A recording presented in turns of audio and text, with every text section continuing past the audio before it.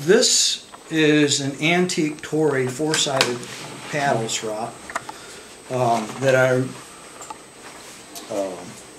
restored. I replaced the leather. This is done pasted in the European style, where I have to remember. Yeah, I usually go the green, the red, and then the black as the finish, and then a horsehide. Now a lot of guys have trouble with the idea of a 1-inch wide strap. I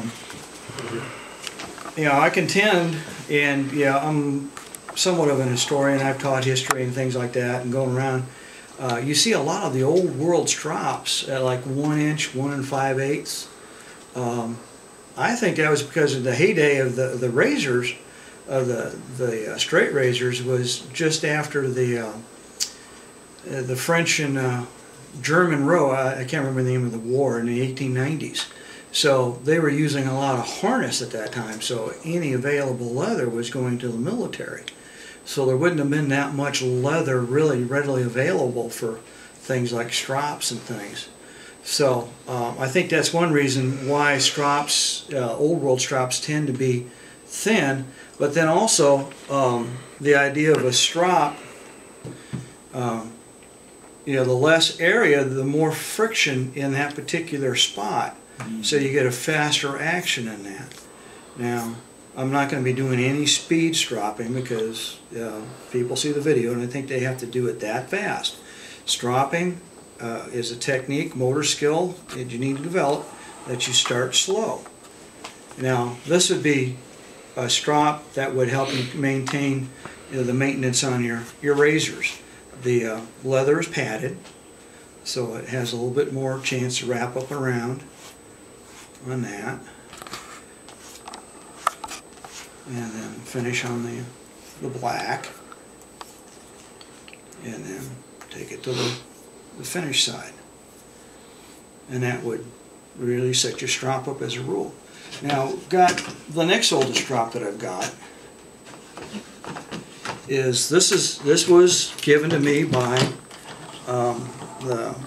a friend who his great-grandfather was a barber.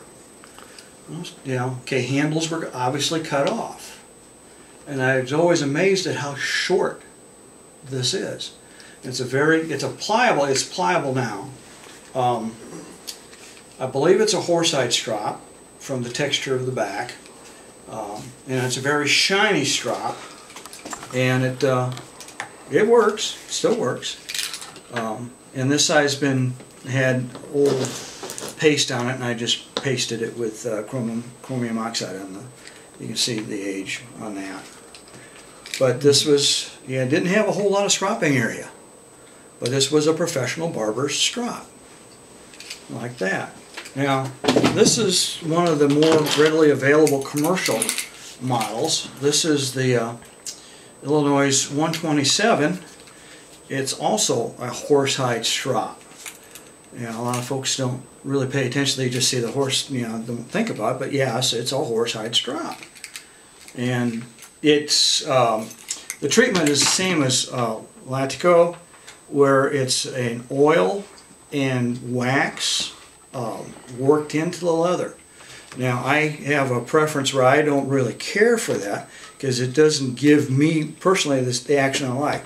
Now, this one has been somewhat treated, and it does have a real heavy draw because you guys are welcome to try these out. And it has a very heavy draw, but it works very well. And here again, I pasted the one side of the linen strap and left the other side like that. I rarely use canvas or lithium. I'm just using my personal strap at home. I just have diamond paste on the back and just a leather on the front. Now, that's typical. This is very common, readily available.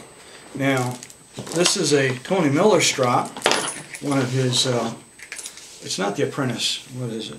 This is an heirloom, cut in the barber style. Barber style means without handles, because barbers would oftentimes just cut off any handles that came with them, and they just held it like this to strap. And this is Latico. This is the leather is impregnated with oil and beeswax, And he has his canvas on the back. His canvas is a little more textured than the old style. Well, this is linen. You can see the difference in the tight weave linen, the more open canvas. And this canvas is a little bit more open. It almost looks more like linen than canvas. I think it probably is actually linen. It's just a little bit more open weave. And then this is one of my strops. This is the Paladin, I call it. It's a horsehide strop. And instead of using oils or waxes on it, it's a natural horsehide that's been sueded. And it starts out smooth, just like the other strops, but then the leather is sanded, so it gives it a different kind of draw, a velvet draw on it. And this has a coarse weave canvas to it too. So, and basically, you know, these are your styles of strops, because I didn't bring the linen strop. And in stropping, the big thing, I get a lot of orders for 3-inch wide strops, and yeah, that's fine. I think guys are getting away from the idea. They just want to be able to strop. If I can get you to actually hold the strop there. I'm not going to do it real hard. I think guys are trying to do it where they can just have, where they don't have to mess with doing any kind of X pattern on the strop. Now, the big thing with the X pattern is, in addressing the edge, that it's going to take any wire off, any tabs off, anything that's unusual. It's going to keep the edge of the razor truer.